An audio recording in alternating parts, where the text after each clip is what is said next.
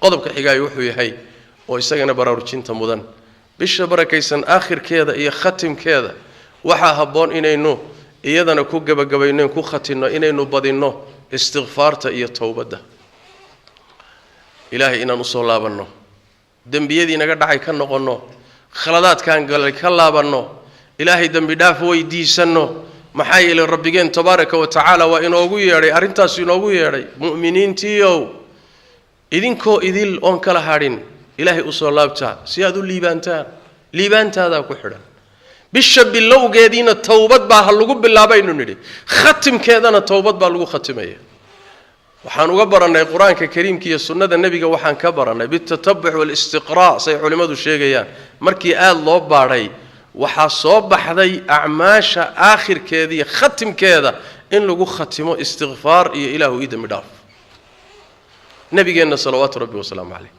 salaada markuu ka baxo waajibka oo uu ka salaamo naqsado wixii ugu horeeyay uu dhihi jiray wuxuu ahaa astaghfirullah astaghfirullah astaghfirullah ilaahu idin midhaaf ilaahu idin midhaaf ilaahu idin midhaaf salaad buu ka baxay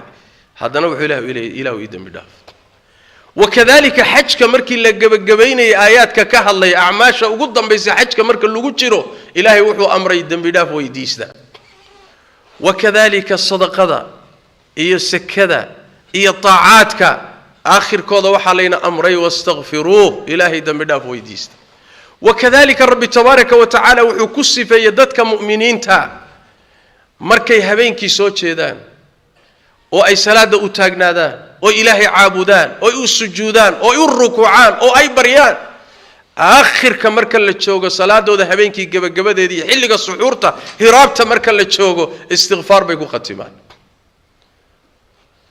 ilaahay bay dambi dhaaf weydiistaan kullu dalika maxayna baraysa marka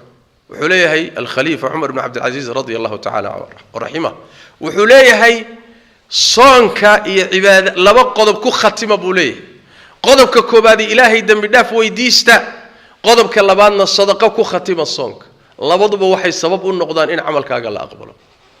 labaduba waxay sabab u noqdaan amalkaaga iyo taacadii aad la timid wixii khaladaad ee galay in laga sifeeyo oo ajirkaaga iyo buuxa lagu siiyo zakatul fitriga sababta loo jideeyay nabigu markuu tilmaamayay salawaatu rabbi wa salaamu alayhi wa ku tilmaamay waa midda koobaad ilaahayna raali gelin bay u tahay masaakiintana quudin bay u tahay amalkaagii bay dhamaystiri taacadaadii bay kabi waa sadaqadii way wakadalika istighfartuna wixii ka dhacay ayay buuxinaysa khaladkii bay saxaysa wala shaka inaynu khaladaad badan galay waan soomanayn laakiin imisa khalad baynu galay waynu tukanaynin laakiin meeqa khalad baa inaga dhacay cibaadaadkeena gudahooda meeqa khalad baynu ku galay banaankooda imisa gaf baa inaga dhacay soo dambiilayaal ma wadanin oo dunuub inaga buuxdo